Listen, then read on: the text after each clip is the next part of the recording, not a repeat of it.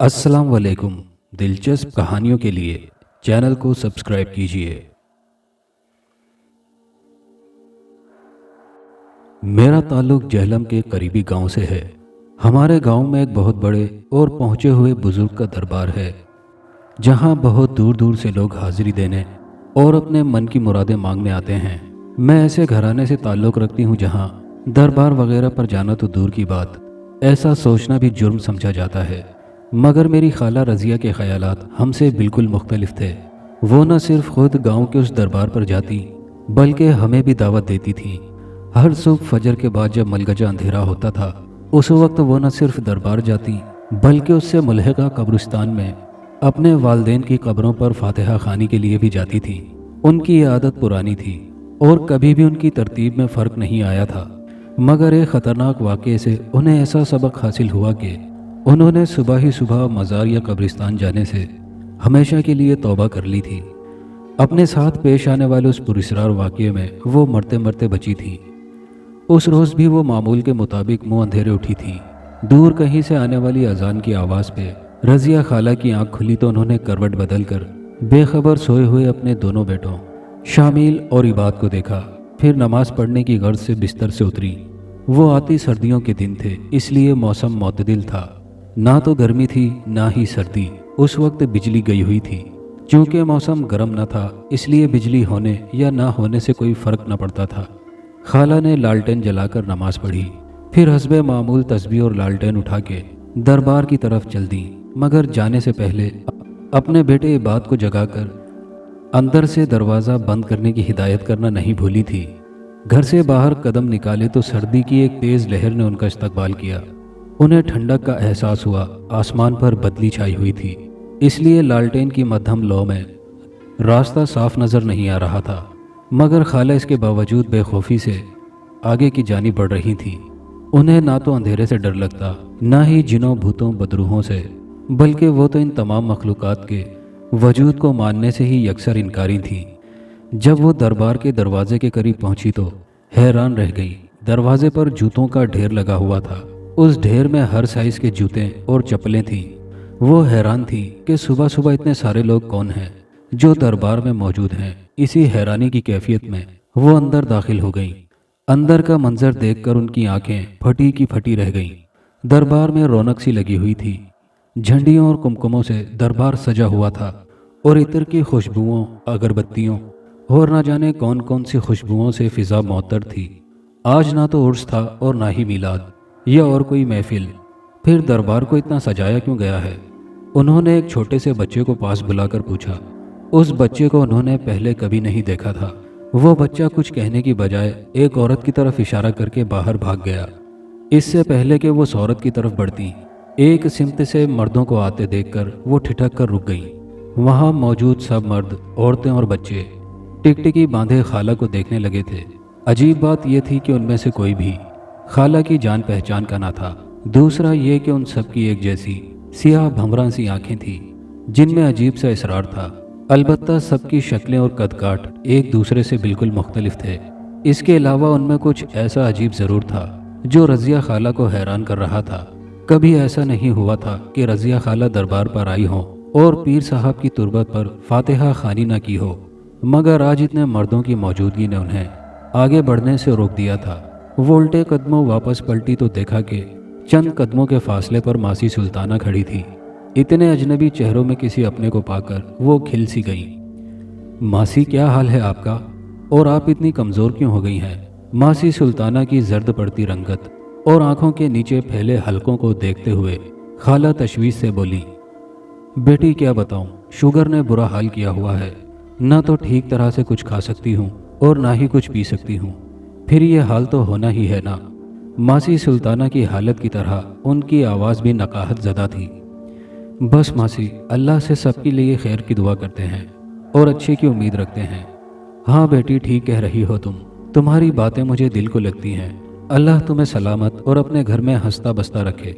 वो उनके सर पर हाथ रखकर दुआ देते हुए बोली, आप ऐसी ही अच्छी अच्छी दुआएं देती रहा करें। बाकी सब अल्लाह मालिक है।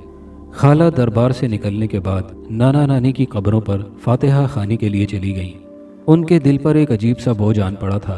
انہیں محسوس ہو رہا تھا جیسے وہ مسلسل کسی کی نظروں کے حصار میں ہے، مگر وہ آنکھیں انہیں دکھائی نہیں دے رہی تھیں۔ اس اندھیرے میں لالٹین کی روشنی مزید مدھم ہو گئی تھی۔ اس سے پہلے کہ اس کی روشنی بالکل ہی ختم ہو جاتی، وہ جلد از جلد اپنے گھر پہنچنا چاہتی تھیں۔ گھر پہنچی تو انہیں کافی دیر تک دروازہ کھٹکھٹانا پڑا، کیونکہ ان کے دونوں بیٹوں کی نیند بہت پکی تھی۔ خالہ کے شوہر 2 سال سے ملازمت کے سلسلے میں سعودیہ میں مقیم تھے، اور خالہ یہاں اپنے 2 بیٹوں کے ساتھ رہتی تھیں۔ ہمارے اور خالہ کے گھر کی دیواریں ملی ہوئی تھیں، تاہم امی کو ہمیشہ خالہ کی فکر لگی رہتی تھی۔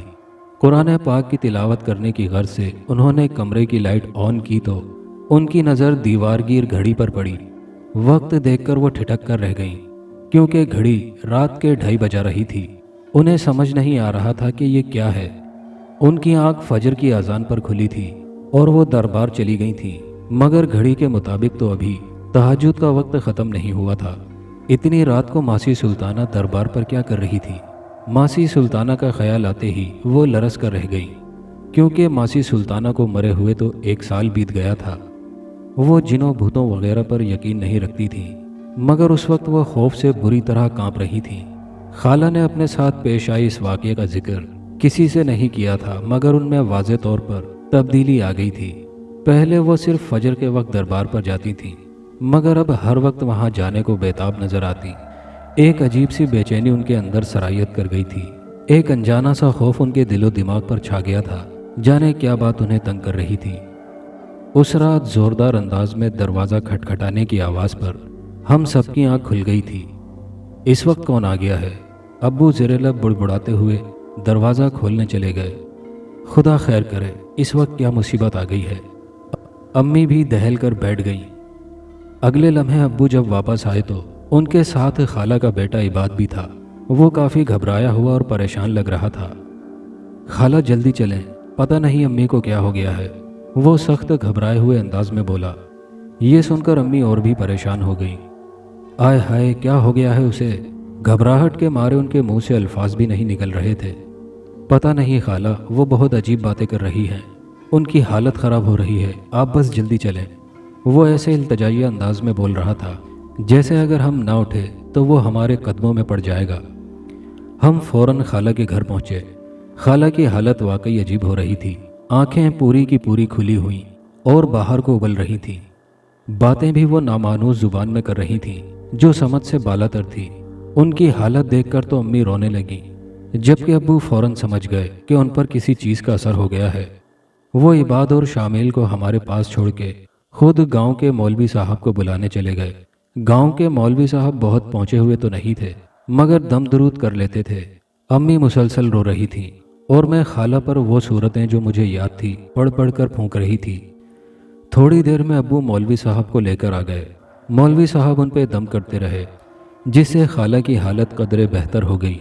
پھر انہوں نے کچھ تعویذ پانی میں گھول کر خالہ کو دیے، جنہیں پینے کے فوراً بعد خالہ کی طبیعت سنبھل گئی، مگر یہ فاقہ وقتی تھا۔ رفتہ رفتہ خالہ کی حالت روز بروز عجیب سی ہوتی چلی گئی، جس کی وجہ سے سارا گھر پریشان ہو گیا تھا۔ خالہ روز رات کو سب کے سونے کے بعد قبرستان چلی جاتی اور صبح بے ہوشی کی حالت میں پائی جاتی تھیں۔ اس صورتحال سے ہم سب فکر مند ہو گئے تھے، اسی لیے ہم خالہ کی حالت کو مد نظر رکھتے ہوئے انہی کے گھر میں سوتے تھے۔ ابو کے ایک دوست چہلم میں رہتے تھے۔ جب ابو نے ان سے یہ مسئلہ بیان کیا تو انہوں نے ابو کو تسلی دیتے ہوئے کہا تھا کہ سب ٹھیک ہو جائے گا، اور ساتھ ہی بتایا کہ وہ ایک بہت پہنچے ہوئے عامل کو جانتے ہیں جن کے قبضے میں بہت سے جنات ہیں، وہ ضرور اس معاملے میں آپ کی مدد کریں گے۔ ابو نے گھر آ کر یہ بات ہمیں بتائی تو ہمارے دلوں کو کچھ حوصلہ سا ملا کہ چلو اب خالہ ٹھیک ہو جائیں گی۔ پھر ہم لوگ دن گن گن کر ان عامل بابا کا انتظار کرنے لگے۔ یہ عامل بابا کے آنے سے ایک رات پہلے کا ذکر ہے۔ اس رات خالہ کے ساتھ کیا ہوا تھا خود ان کی زبانی سنیں۔ جب میں گھر سے نکلی تو میرا دل خوف سے لرز رہا تھا، مگر نہ جانے کون سی قوت مجھے آگے کی جانب کھینچ رہی تھی۔ وہ رات بھی بہت خوفناک تھی۔ بجلی کی کڑک، طوفانی بارش اور تیز ہوا کی سرسراہٹ، غرض ہر چیز اس رات کی پراسراریت میں اضافہ کر رہی تھی۔ حالانکہ میں جن بھوتوں وغیرہ کو نہیں مانتی تھی، مگر اب ان کے وجود کی قائل ہو گئی ہوں۔ جب میں قبرستان پہنچی تو قبرستان کے ساتھ والے میدان میں بہت سے مرد، عورتیں، بچے सफ़ेद कपड़ों में मलबूस टोलियों की शक्ल में बैठे थे। उन्हें देखकर ऐसा लग रहा था जैसे बहुत सारे मुर्दे अपनी कब्रों से निकलकर ठंडी हवा खाने बाहर बैठे हुए हों। जब बिजली चमकती तो ये मंजर और भी खौफनाक लगता। मुझे कब्रिस्तान में दाखिल होता देखकर वो सब अपनी जगह से उठकर मेरी जानिब बढ़ने लगे। खौफ की शदीद लहर मेरे पूरे वजूद में दौड़ गई। मैं थर थर काँपने लगी। मैं किसी गैर मरई क़ुव्वत के ज़ेरे असर गैर इरादी तौर पर एक तरफ चल दी और एक कब्र के करीब पहुंचकर रुक गई। मैं आगे बढ़ना ही चाहती थी मगर किसी अंधे की क़ुव्वत ने मेरे पाँव जैसे जकड़ लिए थे। फिर मेरे देखते ही देखते वो कब्र फटकर 2 हिस्सों में तकसीम हो गई और यकायक उसमें से धुआं उठने लगा। साथ ही बदबू के ऐसे भभके उठे कि मुझे सांस लेना मुहाल हो गया। उसी वक्त मुझे लगा कि जैसे किसी ने मुझे धक्का दिया हो और मैं एक झटके के साथ मुंह के बल उस कब्र में गिर गई। ज़ोरदार बिजली कड़की और मुझे जो मंजर नज़र आया उसने मेरे औसान खता कर दिए। बहुत ही खौफनाक चुड़ैल जिसके पूरे चेहरे और जिस्म पर बाल थे, उसके तांबे जैसे नाखून और लंबे लंबे दांत थे। उसने अपने नाखून मेरे दोनों बाजुओं में पैवस्त कर दिए। उफ अल्लाह! दर्द से बेसाख्ता मेरी चीख निकल गई। मुंह से अल्लाह का नाम निकलते ही उस चुड़ैल ने मुझे एक झटके से छोड़ दिया। बस उसी लम्हे मैंने अपना तमाम तर हौसला यकजा किया और कब्र से बाहर आ गई। मेरे बाजुओं से खून बह रहा था। बेपनाह दर्द और खौफ से मेरी हालत अजीब सी थी। मैंने हिम्मत करके एक जानिब भागना शुरू कर दिया। वो मखलूक भी मेरे पीछे भागने लगी। मैंने पीछे मुड़कर देखा, वो सब मेरे सर पर पहुंच चुके थे।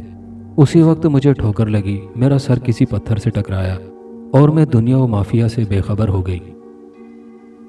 इससे आगे का किस्सा यूं है कि अब्बू हम सबको दरवाज़ा अंदर से बंद करने की ताकीद करके गांव से कुछ लोगों और मौलवी साहब को लेकर खाला की तलाश में दरबार की सिमत चल दिए। अभी वो दरबार से चंद कदमों के फासले पर थे कि उन्हें कब्रिस्तान में किसी के भागने की आवाज़ आई। अब्बू टार्च उठाए उस सिमत बढ़े। उसी वक्त किसी के गिरने की आवाज़ सुनी। चंद कदमों की दूरी पर उन्हें एक औरत नजर आई जो ज़मीन पर औंधे मुंह पड़ी हुई थी। अब्बू ने उसे सीधा किया तो परेशान हो गए क्योंकि वो औरत कोई और नहीं खाला थी। खाला का चेहरा खून से तर था। अगले दिन आमिल बाबा भी आ गए। वो तकरीबन 1 घंटे तक कमरा बंद करके अपने गिर्द हिसार किए बैठे रहे और फिर जब बाहर आए तो उनका चेहरा पुरसुकून था। परेशानी वाली कोई बात नहीं, खतरा टल चुका है। आप लोगों को बस इतना करना होगा कि अपनी बहन रजिया को रोज़ाना कब्रिस्तान जाने से रोकना होगा। वो मेरी अम्मी से मुखातिब होकर बोले, वो तो ठीक है बाबा जी, पर यह सब कैसे हुआ? रजिया तो काफ़ी अरसे से कब्रिस्तान जा रही है। पहले तो ऐसा कभी नहीं हुआ बेटी। जिस तरह हम इंसानों में मुख्तलिफ खुसूसियात के हामिल लोग पाए जाते हैं, उसी तरह जिन्नात में भी हर तरह के मिजाज वाले हैं। कोई महफिल पसंद होता है, कोई तन्हाई पसंद, कोई बुझला सुबक होता है तो कोई संजीदा। गर्ज जिन्नात भी मुख्तलिफ आदात के मालिक होते हैं। आप अगर किसी की तन्हाई में मुखिल होंगे तो वो यकीनन चिढ़ जाएगा और आपसे उलझेगा या गुस्सा करेगा, और यही काम आपकी बहन से हुआ है। उन्होंने किसी इंसान की नहीं बल्कि एक जिनजादे की तन्हाई में खलल डाला है, जिसके नतीजे में ये सब कुछ हुआ।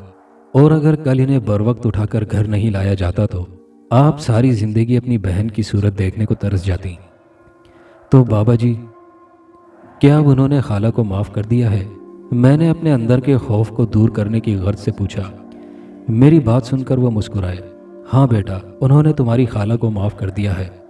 उन जिन्नात से मेरी बात हुई है और उन्होंने मुझसे वादा किया है कि जब तक तुम्हारी खाला उन्हें तंग नहीं करेंगी तब तक वो भी नहीं करेंगे।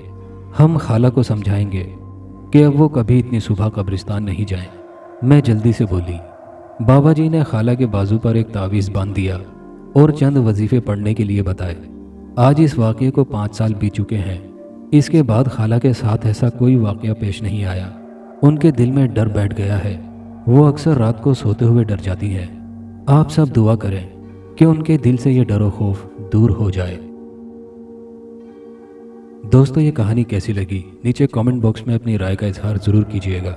और नए आने वाले दोस्तों से गुजारिश है कि चैनल को सब्सक्राइब करके वीडियो को लाइक शेयर करना मत भूलें। शुक्रिया।